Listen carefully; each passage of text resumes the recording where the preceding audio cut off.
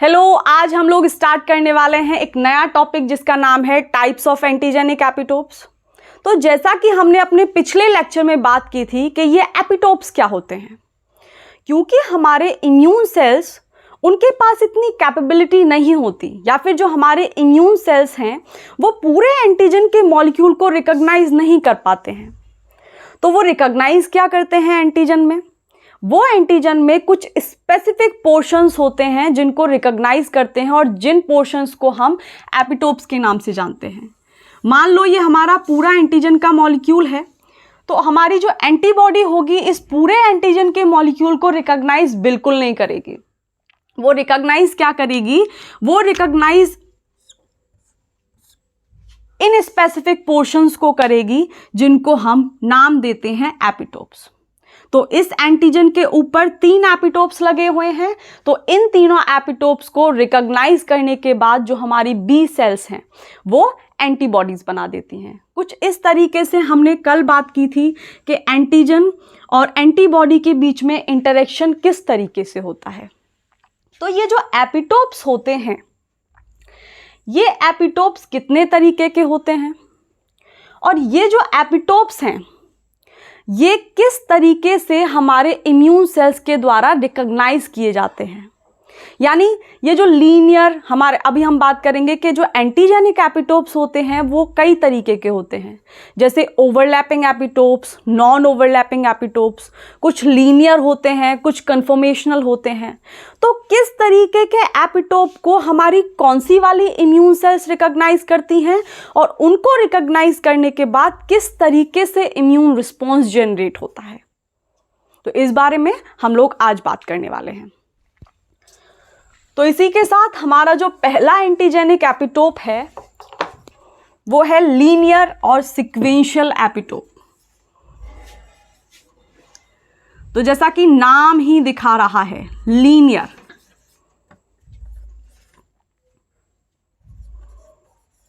मतलब एक सीधी सीधी चेन होगी, अमाइनो एसिड्स की एक सीधी सीधी चेन होगी। Linear and sequential epitopes.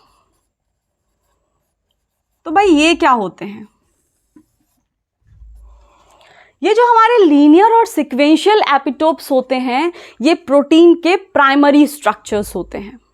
जैसा कि हमें बहुत पहले से पता है और हम बायोकेमिस्ट्री में देखते आते हैं कि प्राइमरी स्ट्रक्चर का मतलब क्या होता है कि जो हमारे अमाइनो एसिड्स हैं वो कई सारे अमाइनो एसिड्स एक लीनियर चेन में अरेंज हो जाएं पेप्टाइड बॉन्ड्स की हेल्प से। तो वो जो प्रोटीन का स्ट्रक्चर होता है जिसमें अमाइनो एसिड लीनियरली अरेंज हो जाते हैं, जिनमें अमाइनो एसिड सीधी सीधी एक लेन में अरेंज हो जाते हैं, उसको हम बोलते हैं प्राइमरी स्ट्रक्चर। तो ये जो हमारे लीनियर और सीक्वेंशियल एपिटोप्स होते हैं ये प्रोटीन का प्राइमरी स्ट्रक्चर ही होता है, और प्राइमरी स्ट्रक्चर का मतलब हो गया कि यहाँ पे जो हमारे अमाइनो एसिड्स हैं वो लीनियर फैशन में अरेंज होंगे with the help of peptide bonds. इतनी बात समझ में आ गई।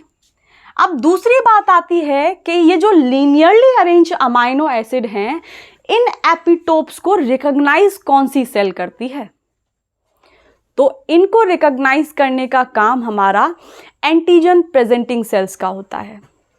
और हम लोग बहुत पहले वाली वीडियो में, यानी अपनी सबसे स्टार्टिंग वाली वीडियो में ये बात पढ़ चुके हैं कि हमारी बॉडी के अंदर जो प्रोफेशनल एंटीजन प्रेजेंटिंग सेल्स होती हैं वो मेनली 3 होती हैं। एक हमारी बी सेल, एक हमारी डेंड्राइटिक सेल और हमारे मैक्रोफेजेस। तो सपोज करो कि ये हमारी कोई एपीसी है। अब ये कोई सी भी एपीसी हो सकती है, चाहे तो मैक्रोफेज हो सकती है, चाहे डेंड्राइटिक सेल हो सकती है, या फिर हमारी कोई बी सेल हो सकती है। और ये जो बी सेल होगी या फिर ये जो मैक्रोफेज होगी, इस मैक्रोफेज के पास होती है एमएससी, मेजर हिस्टोकम्पैटिबिलिटी कॉम्प्लेक्स। और ये जो मेजर हिस्टोकम्पैटिबिलिटी कॉम्प्लेक्स होता है ये इस एपिटोप को, जो लीनियर एपिटोप है जिसमें अमाइनो एसिड्स एक लीनियर फैशन में अरेंज हैं, उनको रिकॉग्नाइज करता है और पकड़ करके एमएससी इसको पकड़ लेती है और एमएससी इसको पकड़ने के बाद प्रेजेंट करती है, यानी एमएससी इसको पकड़ने के बाद, यानी एमएससी हो गई हमारी पुलिस, और पुलिस इसको पकड़ने के बाद कोर्ट में लेकर के जाती है जज साहब के पास। और ये जो जज साहब होते हैं इनके पास एक कटघरा होता है जिसको हम नाम देते हैं टीसीआर का, यानी जज साहब हो गए यहाँ पर कोई टी सेल। अब टी सेल दो ही होती हैं, या तो आपकी हेल्पर सेल होगी या साइटोटॉक्सिक किलर सेल होगी, करेक्ट। तो ये जो टी सेल है इसके पास एक टीसीआर होता है कटघरा, और ये जो पुलिस है इसको इस कटघरे के साथ इंटरेक्ट कराती है। मतलब कि जो एंटीजन प्रेजेंटिंग सेल की एमएससी है, अब ये एमएससी भी दो होती हैं, एमएससी 1 एंड एमएससी 2। जो एमएससी 2 के साथ इंटरेक्शन होता है वो टी हेल्पर सेल के टीसीआर का होता है, और एमएससी 1 के साथ जो इंटरेक्शन होता है वो टी सेल टीसीआर के साथ जो इंटरेक्शन होता है वो एमएससी 1 का इंटरेक्शन होता है। इतनी बात समझ में आई। साइटोटॉक्सिक किलर सेल जो होती है वो एमएससी 1 के साथ इंटरेक्ट करती है, जबकि जो हेल्पर टी सेल होती है वो इंटरेक्ट करती है एमएससी 2 के साथ, ठीक है। तो अब ये जो टी सेल होगी इसके पास जो टीसीआर है, ये टीसीआर इस एमएससी के साथ इंटरेक्ट करेगा, यानी एंटीजन प्रेजेंटिंग सेल इस लीनियर एपिटोप को, यानी इस प्राइमरी स्ट्रक्चर को प्रोटीन के इस टीसीआर के सामने ऐसे प्रेजेंट कर रही है, टी सेल को दिखा रही है। क्योंकि हमारी टी सेल्स और बी सेल्स को डेवलपमेंट के टाइम पे ये बताया जाता है कि कौन से प्रोटीन्स हमारे खुद के हैं, कि कौन से प्रोटीन्स हमारे सेल्फ एंटीजन हैं, होस्ट के कौन से प्रोटीन्स हैं। क्योंकि इस टी सेल को पता होगा कि हमारा प्रोटीन कौन सा है, अब जैसे ही ये इस सीक्वेंस को देखेगी, इस अमाइनो एसिड के सीक्वेंस को देखेगी, इसको पता चल जाएगा कि ये प्रोटीन तो हमारा है ही नहीं। और जब इसको ये पता चलेगा तो ये इसके लिए इम्यून रिस्पॉन्स जनरेट कर देगी, करेक्ट। तो जैसे ही इन दोनों के बीच में एक इंटरेक्शन होगा तो यहां पर जनरेट हो जाएगा इम्यून रिस्पॉन्स, और इस पैथोजन को बॉडी में खत्म कर दिया जाएगा। इतनी बात समझ में आई। तो ये जो लीनियर और सिक्वेंशियल एपिटोप्स होते हैं ये मेनली प्राइमरी स्ट्रक्चर होते हैं प्रोटीन के।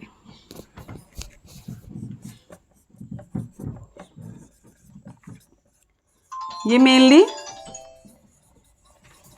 प्रोटीन के प्राइमरी स्ट्रक्चर्स होते हैं, और जैसा कि आप लोग जानते ही हैं कि जो प्राइमरी स्ट्रक्चर्स होते हैं उनमें कुछ नहीं होता है, उनमें अमाइनो एसिड्स आपके लीनियर फैशन में, लीनियर चेन में अरेंज हो जाते हैं, consisting of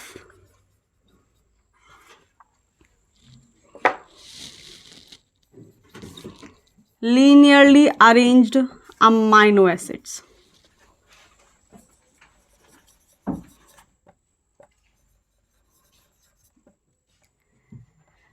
जैसे अगर हमने एग्जाम्पल देखा था इसमें कि इन लीनियर एपिटोप्स को रिकॉग्नाइज कौन सी सेल करती हैं, तो इनको जो रिकॉग्नाइज करने का काम करती हैं वो एंटीजन प्रेजेंटिंग सेल्स करती हैं, यानी कि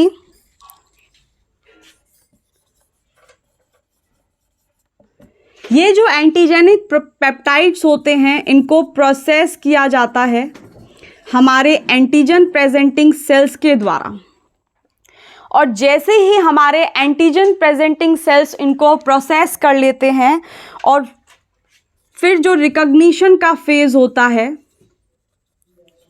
वो आगे प्रोसीड किया जाता है टी सेल के द्वारा, और जो टी सेल हैं वो फिर फर्दर प्रोसेसिंग करते हैं इम्यून रिस्पॉन्स की। इतनी बात समझ में आई। तो ये हो गया हमारा पहला एंटीजेनिक एपिटोप जो कि लीनियर और सिक्वेंशियल एपिटोप्स के नाम से जाना जाता है। अब हम अपने दूसरे एपिटोप की बात करते हैं जिसको हम बोलते हैं कन्फर्मेशनल,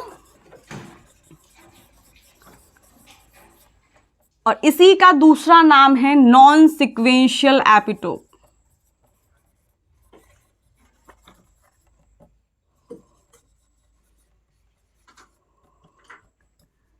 अभी ये जो कन्फर्मेशनल और नॉन सिक्वेंशियल एपिटोप होता है, ये कोई प्रोटीन का प्राइमरी स्ट्रक्चर नहीं होता है, यानी कि यहाँ पर जो हमारे अमाइनो एसिड हैं वो लीनियर फैशन में अरेंज नहीं होते हैं। ये जो हमारे एपिटोप्स होते हैं ये किसी टॉक्सिन के ऊपर, यानी ये हमारा मान लेते हैं हमारा टॉक्सिन है, और इस टॉक्सिन के ऊपर जो इसके सरफेस पर रेसिड्यूज प्रेजेंट होंगे, जैसे ये हो गया, ये हो गया, ये हो गया, तो किसी टॉक्सिन के सरफेस पर जो रेसिड्यूज प्रेजेंट होते हैं और ये जो रेसिड्यूज होते हैं इनको हम बोलते हैं कन्फर्मेशनल एपिटोप्स। तो इसका मतलब ये हुआ कि ये जो हमारे कन्फर्मेशनल एपिटोप्स होते हैं ये किसी सेल के सरफेस पर प्रेजेंट होते हैं, और वो जो सेल होगी वो कौन सी होगी, यानी कि किसी टॉक्सिन के सरफेस के ऊपर जो रेसिड्यूज प्रेजेंट होते हैं वो हमारे नॉन सिक्वेंशियल एपिटोप्स कहलाते हैं, कन्फर्मेशनल एपिटोप्स कहलाते हैं।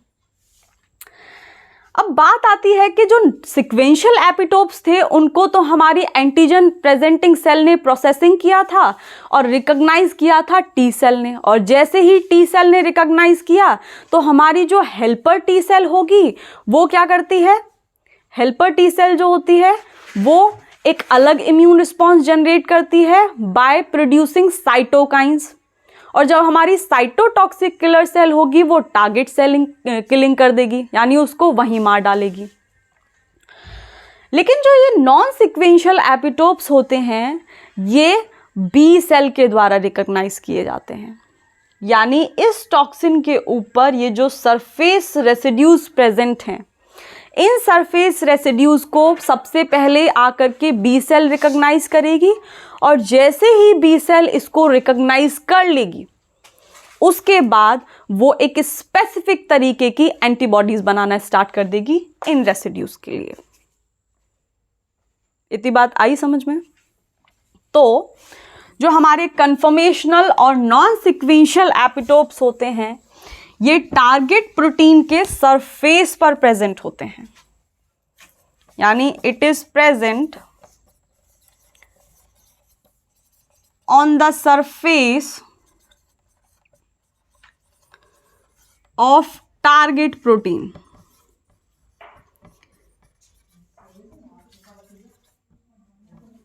यानी ये टारगेट प्रोटीन के सरफेस पर प्रेजेंट होते हैं। और अगर हम इसमें एग्जाम्पल की बात करें,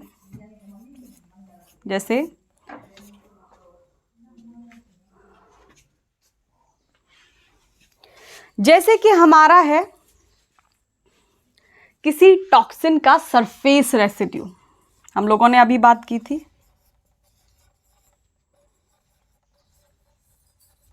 surface residue of any toxin, और इन सरफेस रेसिड्यूज को रिकॉग्नाइज करने का जो काम करती हैं वो हमारी बी सेल्स करती हैं। ठीक है, तो इसमें एक और बात लिख लेते हैं कि सिर्फ बी सेल, टी सेल बिल्कुल भी इन्वॉल्व नहीं होती हैं, only B cells recognise conformational epitopes.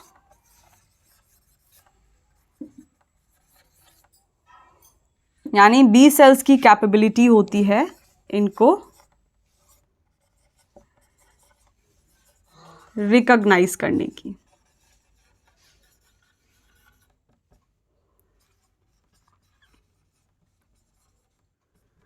अभी ये तो बात हो गई कि ये एंटीजेनिक एपिटोप्स मेनली दो तरीके के होते हैं, लीनियर और कन्फर्मेशनल।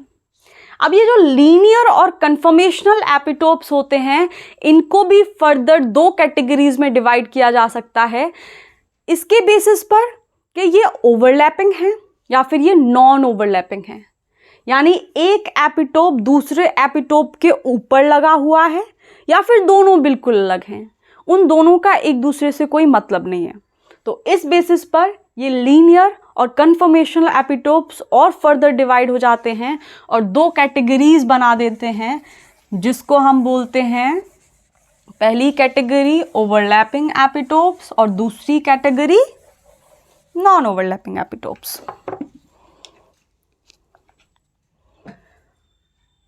तो ये जो लीनियर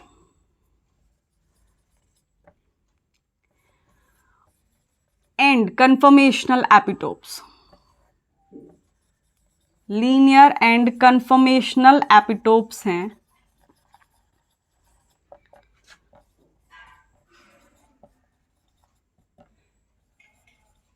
are further divided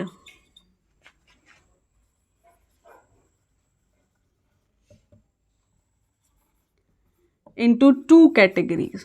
और वो दो कैटेगरीज कौन कौन सी हैं उसके बारे में हम लोग बात कर लेते हैं। तो जो पहली कैटेगरी है वो है ओवरलैपिंग एपिटोप्स की। फर्स्ट कैटेगरी में आते हैं ओवरलैपिंग एपिटोप्स।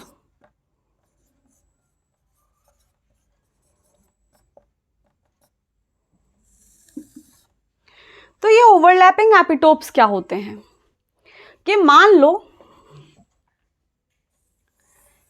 एक ये एपिटोप है और दूसरा ये एपिटोप है, यानी एक एपिटोप ये है और दूसरा एपिटोप है ये, एक ब्लू वाला और दूसरा ग्रीन वाला। तो इसको हम नाम दे लेते हैं एपिटोप 1, एपिटोप 1, और इसको नाम दे लेते हैं एपिटोप 2। तो अभी क्या होगा, जैसे ही इन दोनों एपिटोप्स को हमारे इम्यून सेल्स आकर के रिकॉग्नाइज करेंगे और रिकॉग्नाइज करने के बाद जो एंटीबॉडी बनेंगी, इन दोनों को रिकॉग्नाइज करने के बाद दो एपिटोप्स हैं, क्योंकि दोनों के सीक्वेंसेस अलग अलग होंगे, तो दोनों एपिटोप्स को रिकॉग्नाइज करने के बाद हमारी दो एंटीबॉडीज बनेंगी। अभी एक जो एंटीबॉडी बनेगी वो इस एपिटोप नंबर 1 के लिए बनेगी जो ब्लू वाला है, और दूसरी जो एंटीबॉडी बनेगी वो इसके लिए बनेगी, ग्रीन वाले के लिए, एपिटोप 2 के लिए, क्योंकि इसका सीक्वेंस पहले वाले से अलग है। लेकिन इन दोनों का पूरा सीक्वेंस एक दूसरे से अलग नहीं है, एक कॉमन पोर्शन है, और वो जो कॉमन पोर्शन है ये है कि मान लो पहले वाले का सीक्वेंस हम ले लेते हैं, इधर देख लो, पहले वाले का जो सीक्वेंस है वो है फिनाइलएलेनिन, हिस्टामीन, एलेनिन और टायरोसिन। और दूसरे वाले एपिटोप का जो सीक्वेंस है, यानी ये एपिटोप नंबर 1 है, और दूसरे वाले का सीक्वेंस है हमारा हिस्टामीन, एलेनिन, टायरोसिन, और कोई भी अमाइनो एसिड ले लेते हैं,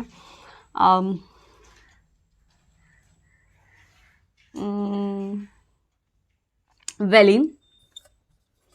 ठीक है, तो अभी आपको दिख रहा होगा कि जो एपिटोप नंबर 1 है उसमें भी ये 3 अमाइनो एसिड के सीक्वेंस सेम हैं, और एपिटोप नंबर 2 में भी ये 3 सीक्वेंस सेम है, सिमिलर है। और अगर हम इसको मिला करके देखें तो क्योंकि ये एपिटोप यहाँ पर ओवरलैप कर रहे हैं एक दूसरे से, तो इनकी प्रेजेंटेशन किस तरीके से होगी, इनकी प्रेजेंटेशन कुछ इस तरीके से हो जाएगी कि ये हो गया हमारा फिनाइलएलेनिन, यहाँ पर कॉमन पोर्शन आ जाएगा हिस्टामीन, एलेनिन, टायरोसिन, और इधर हो गया वेलिन। तो इसका मतलब ये हुआ कि एपिटोप नंबर 1 के सीक्वेंसेस ये हैं और एपिटोप नंबर 2 के सीक्वेंसेस हमारे ये हैं। तो गड़बड़ क्या होगी, जब बी सेल्स इन एपिटोप्स को रिकॉग्नाइज कर लेगी तो रिकॉग्नाइज करने के बाद पहले वाले सीक्वेंस के लिए एक एंटीबॉडी बना देगी और फिर दूसरे वाले सीक्वेंस के लिए एक अलग एंटीबॉडी बना देगी। लेकिन जैसे ही वो एंटीबॉडी आएंगी, दोनों एंटीबॉडी आ गई, पहले वाले एपिटोप के लिए भी आ गई हमारी ब्लू वाली एंटीबॉडी, क्योंकि हमने ब्लू से रिप्रेजेंट किया था, और इस वाले एपिटोप की भी अपनी एंटीबॉडी आ गई। अब ये दोनों ही एंटीबॉडी बाइंड करने की कोशिश करेंगी अपने अपने एपिटोप पे। लेकिन क्योंकि एक पोर्शन दोनों एपिटोप का एक छोटा सा पोर्शन एक दूसरे के ऊपर ओवरलैप कर रहा है, तो दोनों में से कोई एक ही एंटीबॉडी एपिटोप पे जाकर के बाइंड कर सकती है। तो इन दोनों के बीच में होगी लड़ाई, और जब इन दोनों के बीच में लड़ाई होगी तो चांसेस ये हो जाते हैं कि या तो कोई एक बाइंड कर जाएगा, फिर दूसरा एपिटोप के लिए कोई एंटीबॉडी नहीं बनी है, या फिर कोई भी नहीं बाइंड करेगा। ठीक है, और ये जो सिनेरियो है ये हमको मेनली देखने को मिलता है HIV के केस में और माइकोबैक्टीरिया के केस में, और तभी उन दोनों बीमारियों का जो ट्रीटमेंट होता है वो थोड़ा सा मुश्किल हो जाता है, क्योंकि उनके जो एपिटोप्स होते हैं वो एक दूसरे के ऊपर ओवरलैप करते हैं। तो एंटीबॉडीज बनती हैं, लेकिन वो जो एंटीबॉडीज होती हैं वो बाइंड नहीं कर पाती, क्योंकि एक सीक्वेंस दोनों का कॉमन है। इसका मतलब ये हुआ कि ये यहां पर बाइंड करने की कोशिश करेगी, लेकिन क्योंकि इतना पोर्शन इस वाले एपिटोप का भी है तो ये वाली एंटीबॉडी भी कोशिश करेगी, और दोनों के बीच में कंपटीशन होगा, और चांसेस हैं कि दोनों में से कोई बाइंड ना करे या फिर एक बाइंड कर जाए। तो इस तरीके के एपिटोप्स को हम बोलते हैं ओवरलैपिंग एपिटोप्स। तो अभी हम लोग क्या करने वाले हैं, दूसरे एपिटोप्स के बारे में बात करने वाले हैं जो कि नॉन ओवरलैपिंग होते हैं। तो दे हैव कॉमन सीक्वेंस। सबसे पहले ये जो ओवरलैपिंग एपिटोप हैं इनके पास कॉमन सीक्वेंसेस होते हैं। They have common sequences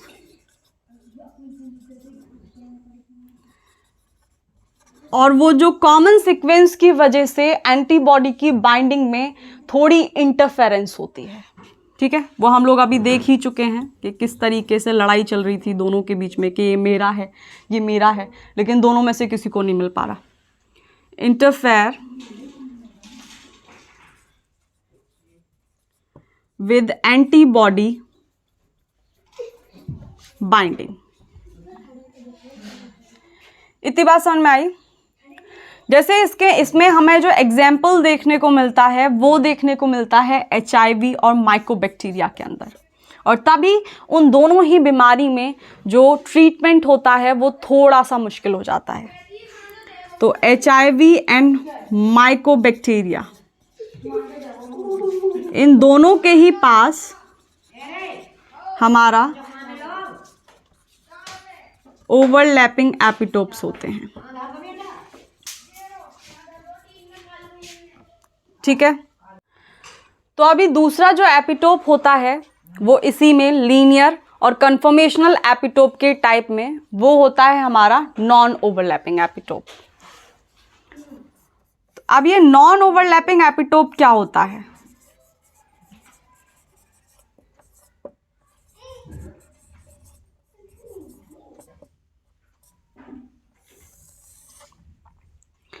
non overlapping epitope का मतलब होता है कि जो दो एपिटोप्स होंगे वो एक दूसरे के ऊपर नहीं लगे हुए होंगे, और जब एक दूसरे के ऊपर नहीं लगे हुए होंगे इसका मतलब क्या हुआ कि उन दोनों के बीच में कोई कॉमन सीक्वेंस नहीं होने वाला है, और जब कॉमन सीक्वेंस नहीं होने वाला है तो दोनों एपिटोप्स को B सेल आकर के रिकॉग्नाइज करेगी और दो एंटीबॉडीज बना देंगी, और वो जो दो एंटीबॉडीज होंगी वो अपने अपने एपिटोप के साथ जाकर के बाइंड हो जाएंगी और इम्यून रिएक्शन जनरेट हो जाएगा। तो इस तरीके से ये इतना प्रॉब्लमैटिक नहीं होता है जितना प्रॉब्लमैटिक हमारा ओवरलैपिंग एपिटोप होता है। किस तरीके से नॉन ओवरलैपिंग एपिटोप्स अटैच होते हैं वो देख लेते हैं। मान लो कि ये हमारा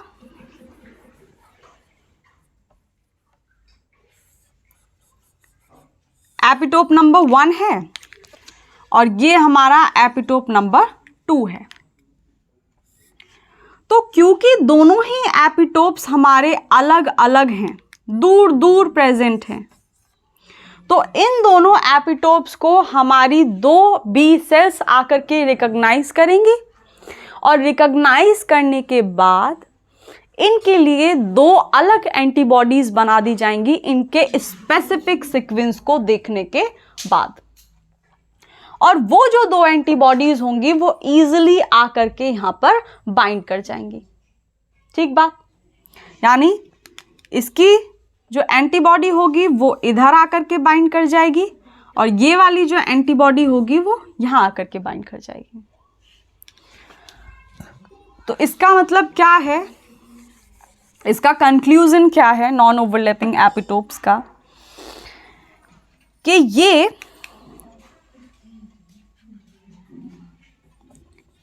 बहुत दूर दूर लगे हुए होते हैं। बहुत दूर भी नहीं तो एटलीस्ट ऐसा नहीं होता कि एक दूसरे के ऊपर लगा हुआ है, तो ये थोड़े डिस्टेंटली लोकेटेड होते हैं।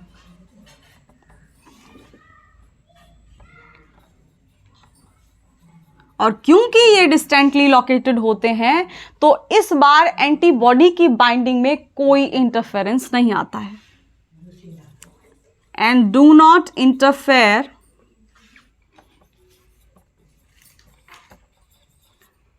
with antibody binding।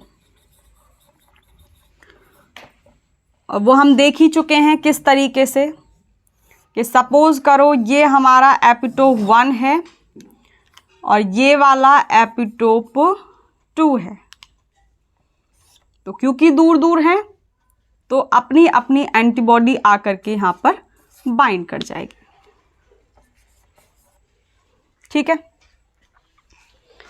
तो ये हो गए हमारे कि ये जो एंटीजेनिक एपिटोप्स होते हैं ये कितने तरीके के होते हैं, किस किस एपिटोप को आकर के हमारे कौन कौन से इम्यून सेल्स रिकॉग्नाइज करते हैं, और फर्दर प्रोसेसिंग कैसे होती है। और फर्दर प्रोसेसिंग हालांकि हम लोग यहाँ पर नहीं देखे हैं, फर्दर प्रोसेसिंग हम लोग आगे देखेंगे जब हम लोग एंटीजन प्रेजेंटेशन एंड प्रोसेसिंग की बात करेंगे। क्लियर? तो अभी इसके बाद हम लोग पढ़ने वाले हैं कि जो एंटीजन होता है उस एंटीजन की प्रॉपर्टीज क्या क्या होती हैं।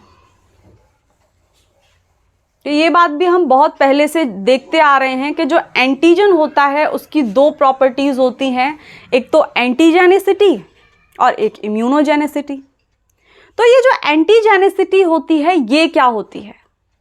एंटीजेनिसिटी का मतलब होता है कि कोई एंटीजन कितना विदेशी है, मतलब कोई एंटीजन कितना ज़्यादा फॉरेन है, कोई फॉरेन मॉलिक्यूल कितना ज़्यादा फॉरेन है। जैसे जितना ज़्यादा फाइलोजेनेटिक डिस्टेंस होगा 2 ऑर्गेनिज्म के बीच में, यानी पैथोजन और होस्ट के बीच में जितना ज़्यादा फाइलोजेनेटिक डिस्टेंस होगा, यानी वो जितना दूर दूर होंगे फाइलोजेनी के बेसिस पे, वो उतना ही एंटीजेनिक होगा। जैसे जो हमारे बर्ड्स वाली क्लास है उसके कुछ कैरेक्टरिस्टिक हमारे मैमल्स वाली क्लास से मिलते हैं, लेकिन ये बहुत कम देखने को मिलता है। मतलब हमारी जो क्लास है उसके कुछ कुछ कैरेक्टरिस्टिक हमारी जो बर्ड्स वाली क्लास है उससे देखने को मिलते हैं, यानी सिमिलर होते हैं। लेकिन हम अपनी क्लास वाले कैरेक्टरिस्टिक्स को अगर फिशेस वाली क्लास से जाकर के मैच करें तो ज़्यादा जो मैचिंग है वो नहीं दिखेगी। ज़्यादा क्या दिखेंगे? ज़्यादा दिखेंगे अंतर। तो इसका मतलब ये हुआ कि फाइलोजेनेटिक डिस्टेंस पे जो ज़्यादा होगा वो उतना ही ज़्यादा एंटीजेनिक होगा। तो अभी समझ में आया होगा आप लोगों को कि एंटीजेनिसिटी क्या होती है। एंटीजेनिसिटी का मतलब है कि कोई मॉलिक्यूल कितना दूर का है और जो जितने दूर का होगा वो हमारे लिए उतना विदेशी होता है। ठीक है, जो लोग हमारे घर में हमारे साथ रहते हैं वो हमारे होते हैं, लेकिन बहुत दूर का रिश्तेदार है तो वो जो होगा हमारे लिए फॉरेन होता है, यानी कभी कभी आता है तो हम लोगों को उसके बारे में इतना पता भी नहीं होता। तो अभी हम लोग बात करने वाले हैं किसके बारे में? प्रॉपर्टीज के बारे में, कि जो एंटीजन है एंटीजन की प्रॉपर्टीज क्या होती हैं। तो अभी हम लोग बात कर रहे थे पहली प्रॉपर्टी की, जो कि है एंटीजेनिसिटी।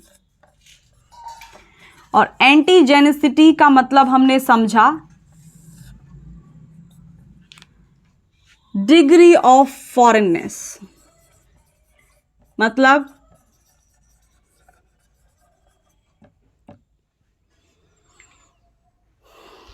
कि कौन कितना फॉरेन है। और दूसरी जो हमारी प्रॉपर्टी होती है, इसका मतलब होता है फॉरेननेस का कि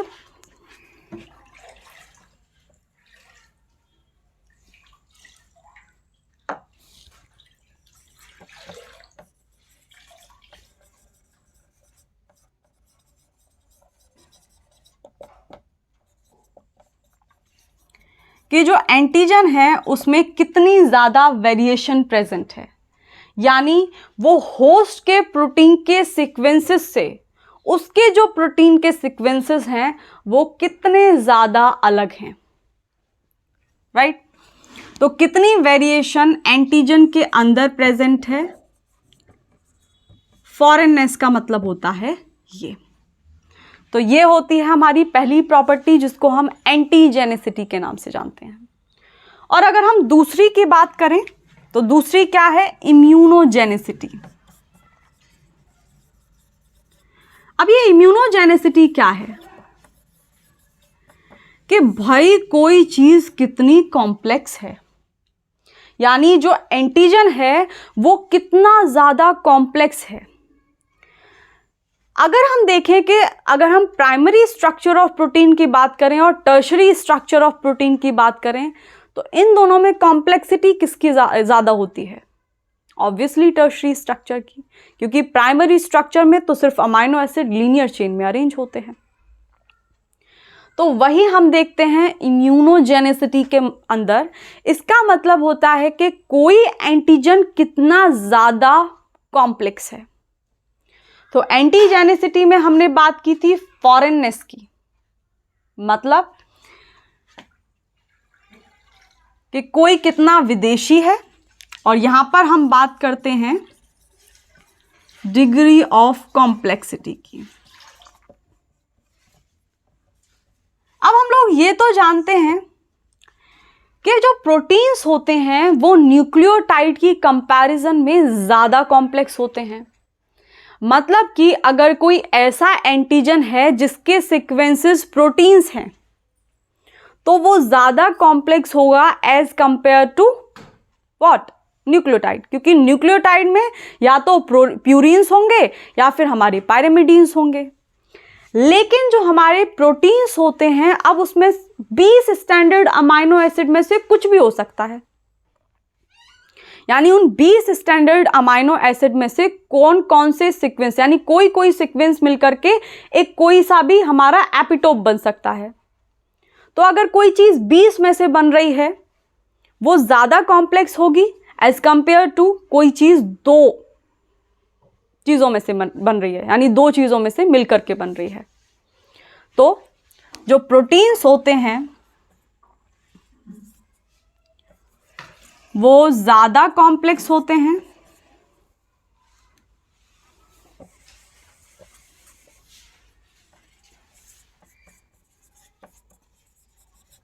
जो प्रोटीन्स होते हैं वो ज्यादा कॉम्प्लेक्स होते हैं एज कंपेयर टू कार्ब्स, और जो कार्ब्स होते हैं वो ज्यादा कॉम्प्लेक्स होते हैं as compare to lipids, fatty acid की चेन से। और लास्ट में रह जाते हैं हमारे न्यूक्लियोटाइड। इसका मतलब ये है सिंपल सा कि भाई जिस एंटीजन के पास प्रोटीन के सीक्वेंसेस होंगे वो एंटीजन ज़्यादा कॉम्प्लेक्स होगा, वो बॉडी के अंदर जाने के बाद ज़्यादा कॉम्प्लेक्स इम्यून रिस्पॉन्स जनरेट करेगा। आई इतनी बात समझ में? तो यहां पर हम लिख भी लेते हैं कि जितनी जिस एंटीजन की कॉम्प्लेक्सिटी ज़्यादा होगी, हायर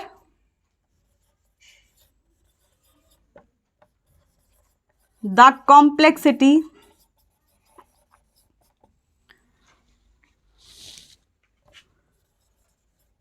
उसमें उतना ही higher degree of immune response activation होगा।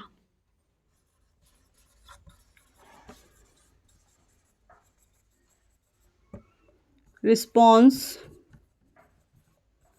एक्टिवेशन। क्लियर?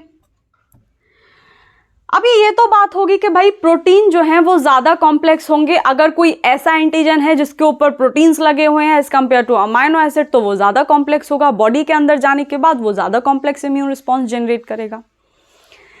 लेकिन अगर हम होमोपॉलीमर्स और हेट्रोपॉलीमर्स की बात करें तो उनमें ज़्यादा क्या कॉम्प्लेक्स होगा?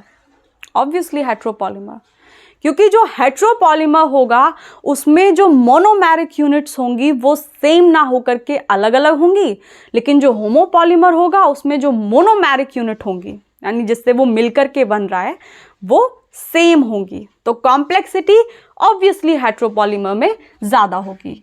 तो हेट्रोपॉलीमर, अगर कोई एंटीजन ऐसा है जिसमें हेट्रोपॉलीमर्स हैं, बहुत ज़्यादा हेट्रोपॉलीमर्स हैं, तो वो ज़्यादा कॉम्प्लेक्स इम्यून रिस्पॉन्स जनरेट करेगा, मतलब वो ज़्यादा इम्यूनोजेनिक होगा होस्ट के लिए। इतनी बात समझ में आई? मतलब कि जो हेट्रोपॉलीमर्स हैं, heteropolymers are more immunogenic as compared to homopolymers.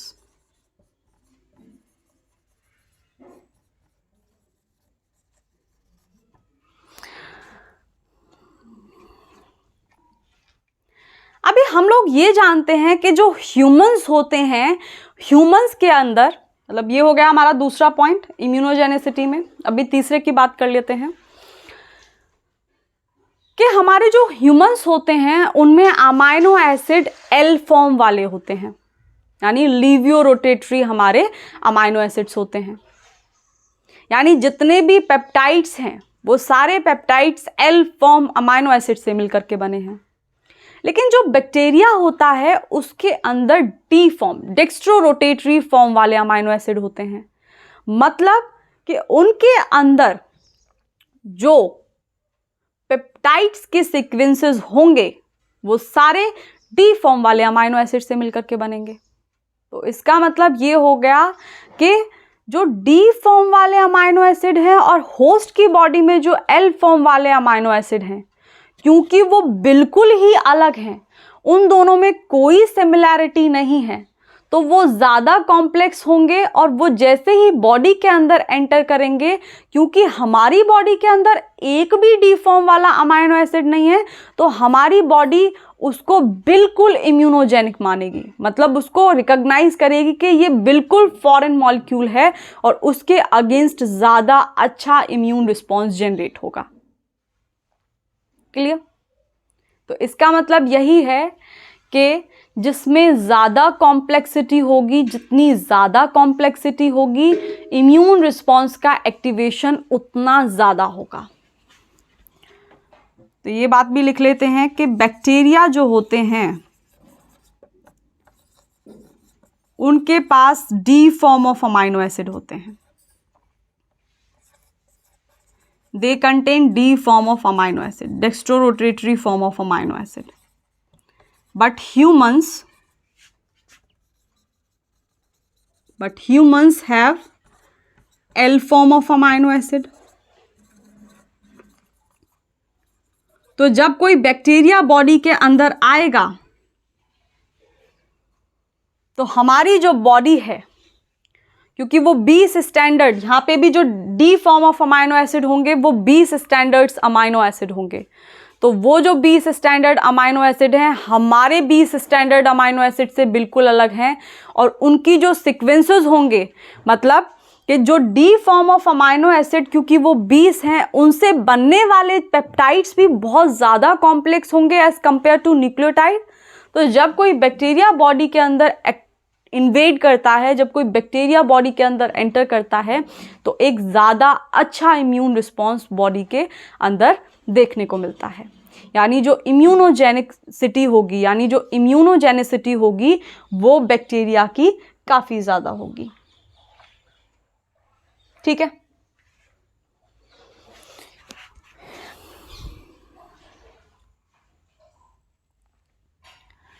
अभी ये तो बात हो गई इम्यूनोजेनिसिटी की और एंटीजेनिसिटी की।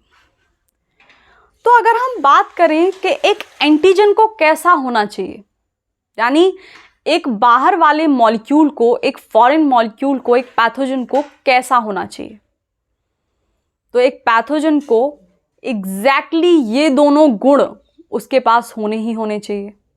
मतलब वो बहुत ज़्यादा फॉरेन भी हो और बहुत ज़्यादा कॉम्प्लेक्स भी हो। जितने ज़्यादा ये दोनों गुण किसी एंटीजन के अंदर होंगे, वो एंटीजन उतना ज़्यादा एंटीजन कहलाएगा। ठीक है, यानी वो 100% एंटीजन हो जाएगा। तो एक कंप्लीट एंटीजन के पास दोनों क्वालिटीज़ होनी चाहिए। वो एंटीजेनिक भी होना चाहिए और वो इम्यूनोजेनिक भी होना चाहिए। अगर दोनों चीज़ें उसके अंदर हैं, तभी होस्ट की बॉडी के अंदर इम्यून रिस्पॉन्स जनरेट होता है, तभी फाइट होती है। क्योंकि हमारी जो दवाइयाँ होती हैं वो नॉन इम्यूनोजेनिक होती हैं, तो बॉडी के अंदर वो जा कर के कोई इम्यून रिस्पॉन्स एक्टिवेट नहीं करती हैं। मतलब वो थोड़ा सा ट्रिगर करती हैं ताकि जो हमारी जो एंटीबॉडीज़ हैं वो काम करना स्टार्ट कर दें और इम्यून रिस्पॉन्स थोड़ा, मतलब जो हमारा इम्यून सिस्टम है वो थोड़ा बूस्टअप हो जाए और पैथोजन से लड़ाई करना फिर से स्टार्ट कर दे। तो जो कंप्लीट एंटीजन होना चाहिए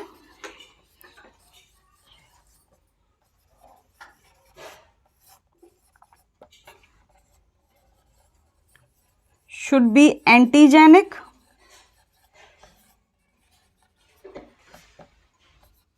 प्लस इम्यूनोजेनिक। मतलब एंटीजेनिक भी हो और साथ में इम्यूनोजेनिक भी हो।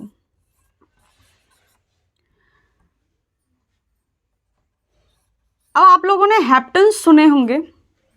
हेप्टेन्स लो मॉलिक्यूलर वेट कंपाउंड्स होते हैं और ये जो हेप्टेन्स होते हैं, ये हेप्टेन्स इनकम्प्लीट एंटीजन की तरह काम करते हैं। क्यों? क्योंकि इनके अंदर फॉरेननेस तो होती है लेकिन ये कॉम्प्लेक्स नहीं होते।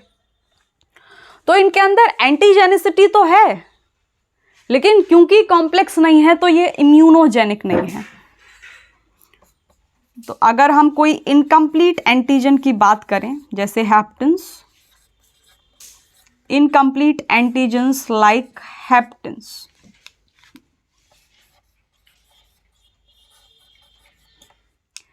ये सिर्फ एंटीजेनिक होते हैं, are only antigenic but are non immunogenic. Immunogenicity नहीं होती भाई इनके अंदर।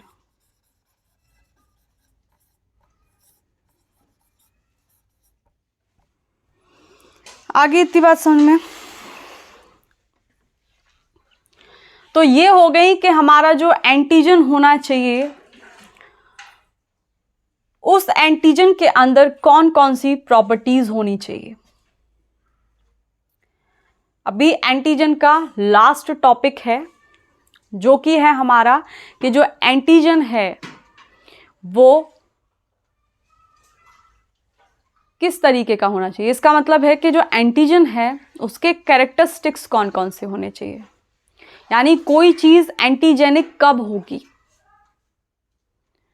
तो अगर हम मॉलिक्यूलर वेट के अकॉर्डिंग बात करें तो जिस एंटीजन का मॉलिक्यूलर वेट ज्यादा होगा वो उतना ही रोबस्ट एंटीजन होगा, और जिस एंटीजन का, यानी जिस फॉरेन मॉलिक्यूल का मॉलिक्यूलर वेट बहुत कम होगा, वो एंटीजन एक कंप्लीट एंटीजन नहीं होगा।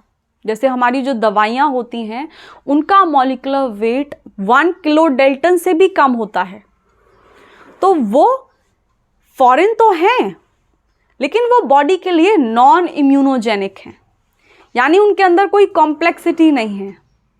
तो बॉडी उनको फॉरेन मान करके एक इम्यून रिस्पॉन्स तो जनरेट करेगी, लेकिन वो जो इम्यून रिस्पॉन्स होगा वो बहुत ज़्यादा वाला, मतलब बहुत क्या बोलेंगे कि बहुत ज़्यादा तगड़ा वाला इम्यून रिस्पॉन्स नहीं होगा। वो जो इम्यून रिस्पॉन्स होगा जो दवाइयों की वजह से जनरेट होगा, वो सिर्फ इतना होगा कि हमारे जो इम्यून सेल्स हैं वो थोड़े से बूस्टअप हो जाएं और वो अपनी लड़ाई उस पैथोजन के लिए फर्दर कंटिन्यू करें। क्लियर? तो अभी लास्ट में कैरेक्टरिस्टिक्स की बात कर लेते हैं।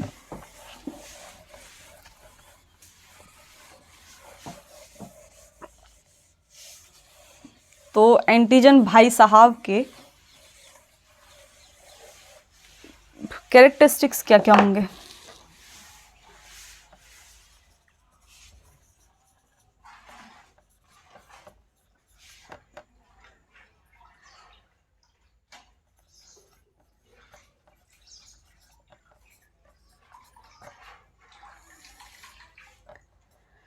चलो,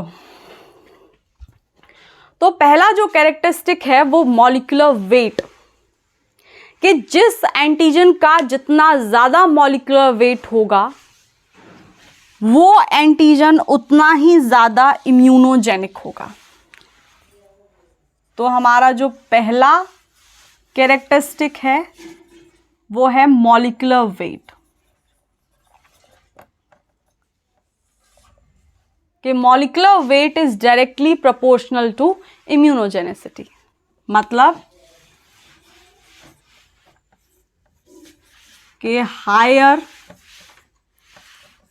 the molecular weight of a pathogen, of a foreign molecule,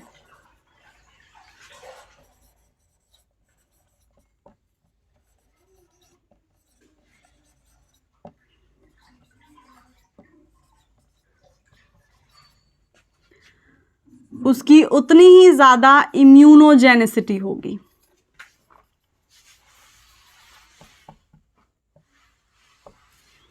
ठीक है? जैसे अगर कोई मॉलिक्यूल है जिसका वेट 1 किलो डेल्टन से भी कम है, ज़्यादा नहीं, कम है, तो वो नॉन इम्यूनोजेनिक होगा। मतलब वो एक वीक पैथोजन है, वो एक वीक एंटीजन है। तो ये जो एंटीजन होगा ये वीक होगा, नॉन इम्यूनोजेनिक होगा। जैसे हमारी दवाइयां, सच एज दवाइयां,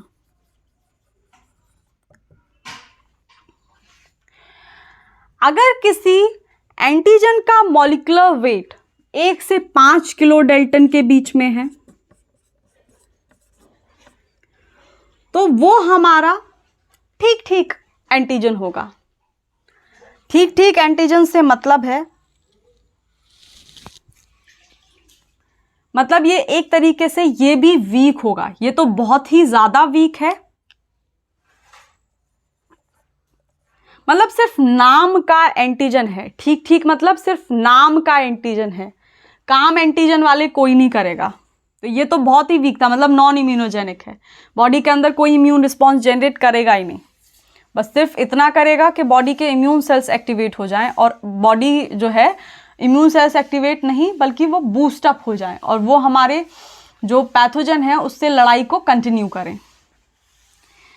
ये जो होता है ये वीक एंटीजन होता है। लेकिन अगर कोई एंटीजन 5 से 10 किलो डेल्टन का वेट रखता है तो वो स्ट्रॉन्ग एंटीजन कहलाता है। ठीक है, ये हमारा वीक एंटीजन होगा और ये होगा स्ट्रॉन्ग एंटीजन। लेकिन अगर कोई ऐसा एंटीजन है जिसका मॉलिक्यूलर वेट 10 किलो डेल्टन से भी ज़्यादा है तो भाई वो ज़्यादा ही स्ट्रॉन्ग होगा, मतलब वो होते हैं ना ढीठ एंटीजन होगा, रोबस्ट एंटीजन होगा। तो अगर किसी का मॉलिक्यूलर वेट 10 किलो डेल्टन से भी ज़्यादा है तो वो भाई साहब बड़े ही ढीठ होंगे।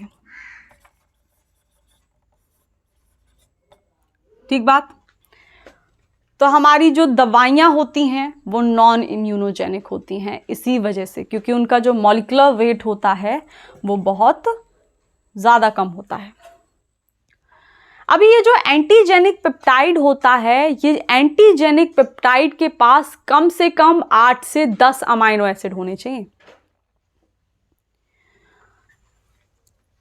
ठीक बात, कि जितने भी एंटीजेनिक पेप्टाइड्स होते हैं they should contain at least 8 to 10 amino acids.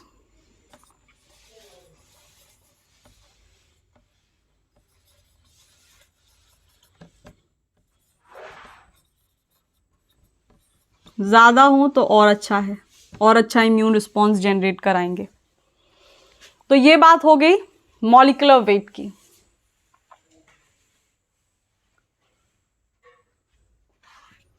ठीक है, अगर हम दूसरे कैरेक्टरिस्टिक की बात करें तो वो है वैलेंसी।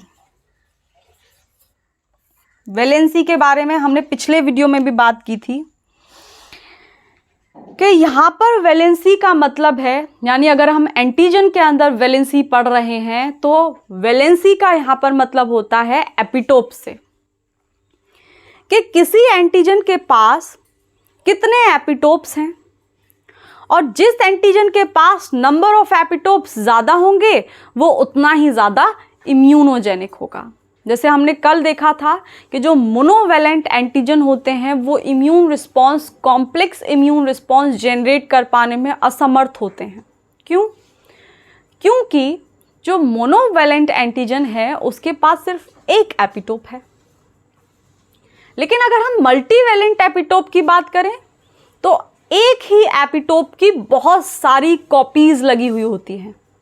तो उन बहुत सारी कॉपीज के लिए बी सेल्स के मोनोक्लोन्स जनरेट होंगे, और वो जो मोनोक्लोन्स होंगे वो बहुत सारी एंटीबॉडीज बनाएंगे। हालांकि सेम एंटीबॉडीज बनेंगी, लेकिन वो जो सेम एंटीबॉडीज होंगी क्योंकि बहुत सारी होंगी तो थोड़ा सा इम्यून कॉम्प्लेक्स वहां पर जनरेट हो जाता है।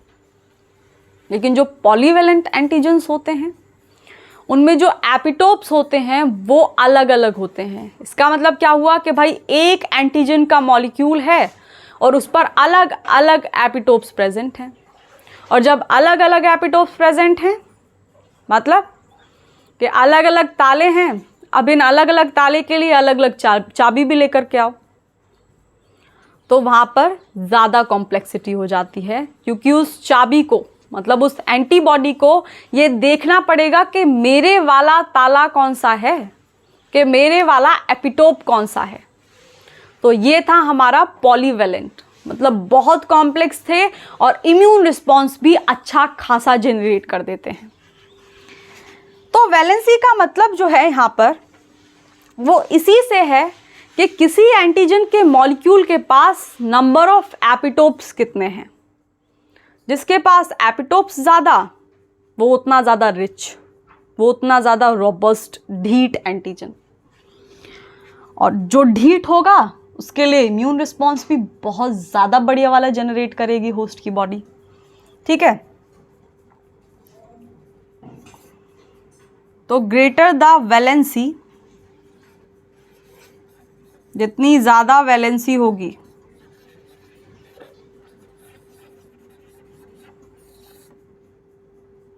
वैलेंसी मतलब नंबर ऑफ एपिटोप्स, जितने ज़्यादा होंगे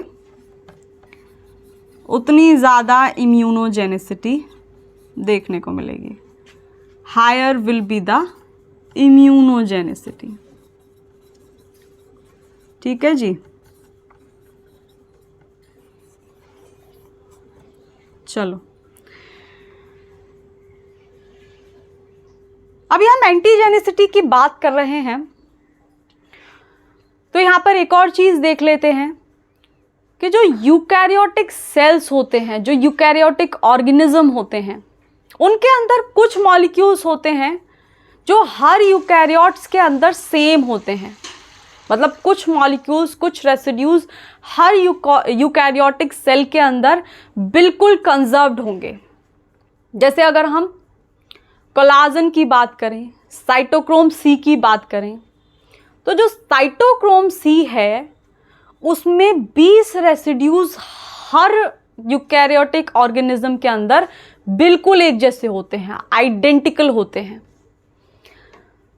तो अगर कोई ऐसा फॉरेन मॉलिक्यूल है जिसके अंदर साइटोक्रोम सी है और वो साइटोक्रोम सी यूकैरियोटिक, मतलब वो यूकैरियोटिक ऑर्गेनिज्म का ही एक मॉलिक्यूल है, और उसे अगर हम अपनी बॉडी में डालें, मतलब ह्यूमन की बॉडी के अंदर डालें, तो क्या वो इम्यून रिस्पॉन्स जनरेट करेगा? बिल्कुल नहीं करेगा। और क्यों जनरेट नहीं कर रहा? क्योंकि जो सीक्वेंसेस हमारे प्रोटीन का है, जो हमारे साइटोक्रोम सी का है, वही सीक्वेंस उसका है, तो वो फॉरेन की तरह रिकॉग्नाइज नहीं होगा।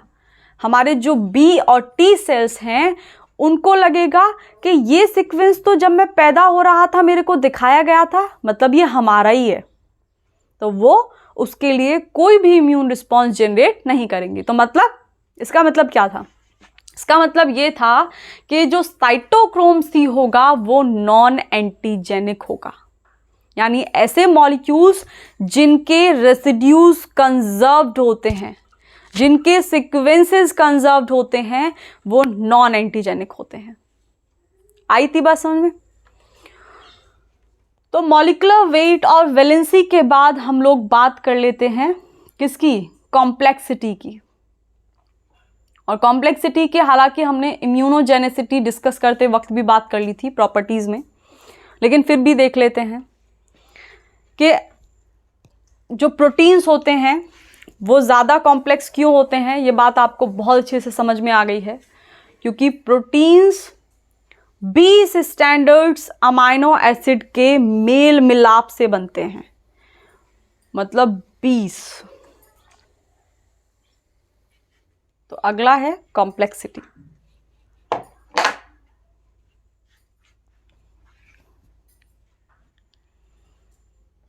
तीसरा है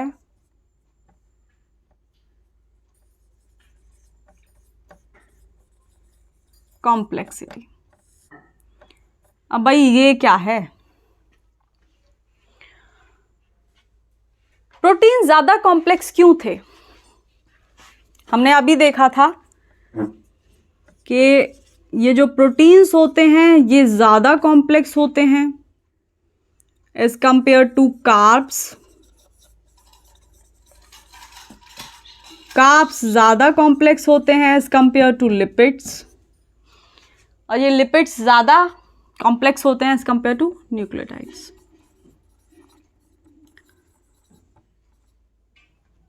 अब ये प्रोटीन ज़्यादा कॉम्प्लेक्स इसलिए थे क्योंकि ये प्रोटीन्स 20 स्टैंडर्ड अमाइनो एसिड से मिलकर के बन रहे थे।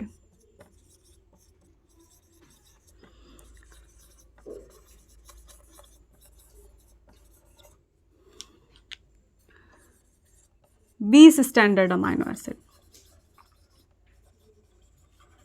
और इन 20 स्टैंडर्ड अमाइनो एसिड्स में से भी अगर कोई ऐसा सीक्वेंस बना है, कोई ऐसा पेप्टाइड बना है एंटीजन का जिसमें एरोमेटिक अमाइनो एसिड्स ज़्यादा हैं, तो वो जो पेप्टाइड होगा वो ज़्यादा कॉम्प्लेक्स हो जाएगा। एरोमेटिक अमाइनो एसिड जैसे फिनाइल एलेनिन हुआ, जैसे ट्रिप्टोफैन हुआ, टायरोसिन हुआ। तो अगर कोई ऐसा पेप्टाइड है या फिर कोई ऐसा एंटीजन का मॉलिक्यूल है जिसके ऊपर हमारे, यानी जिसमें ज़्यादा से ज़्यादा जो रेसिड्यूज़ हैं, जिसमें ज़्यादा से ज़्यादा अमाइनो एसिड हमारे एरोमेटिक हैं, तो वो ज़्यादा इम्यूनोजेनिक होगा। क्यों? क्योंकि उसकी कॉम्प्लेक्सिटी ज़्यादा हो गई। तो एरोमेटिक अमाइनो एसिड्स ज़्यादा कॉम्प्लेक्स होते हैं।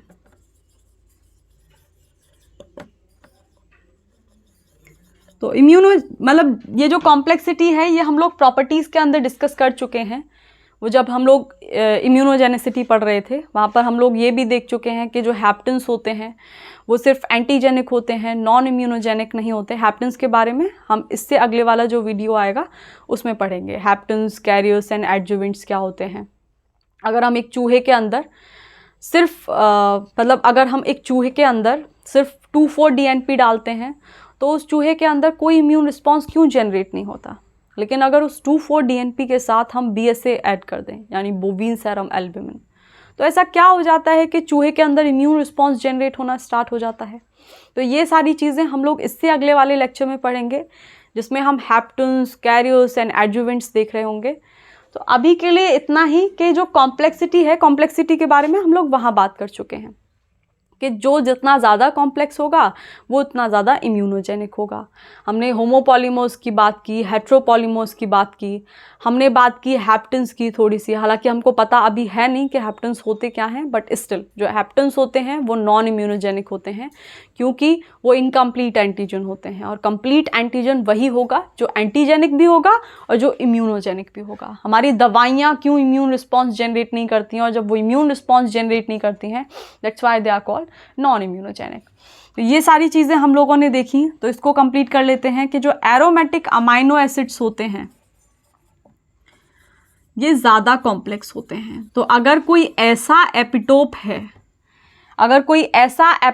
है जिसके ऊपर हमारे एरोमेटिक अमाइनो एसिड्स का ज़्यादा रेसिड्यूज़ हैं, तो वो ज़्यादा कॉम्प्लेक्स होगा as compare to the epitope जिसमें सिर्फ सिंपल अमाइनो एसिड्स अरेंज हैं। ठीक बात। तो यहाँ पे जो इम्यून रिस्पॉन्स जनरेट होगा वो ज़्यादा कॉम्प्लेक्स होगा, मतलब ये ज़्यादा इम्यूनोजेनिक है। तो इसी के साथ हमारा एंटीजन ख़त्म होता है। हम लोगों ने एंटीजन की स्टार्टिंग एंटीजन से की थी, फिर हम लोगों ने एंटीजन के टाइप्स के बारे में पढ़ा था, फिर मोनोक्लोनल, पॉलीक्लोनल एंटीबॉडीज़ देखे, और आज के वीडियो में हमने उन एपिटोप्स के टाइप्स देखे कि वो जो एपिटोप्स होते हैं वो कैसे कैसे हो सकते हैं, और अलग अलग एपिटोप को कौन कौन सी सेल रिकॉग्नाइज करती है। हालांकि जो प्रोसेसिंग है उसकी वो हम लोग आगे डिस्कस करेंगे जब हम लोग एंटीजन प्रोसेसिंग एंड प्रेजेंटेशन के बारे में बात करेंगे। और इसके बाद हम लोगों ने प्रॉपर्टीज़ देखी कि कोई भी एंटीजन तभी एंटीजन कहलाएगा जब भाई उसके पास दो क्वालिटीज़ होंगी। पहला तो वो एंटीजेनिक होना चाहिए और दूसरा नॉन मतलब इम्यूनोजेनिक होना चाहिए। अगर इन दोनों में से एक भी क्वालिटी गायब है तो वो कंप्लीट एंटीजन नहीं है। और उसके लास्ट में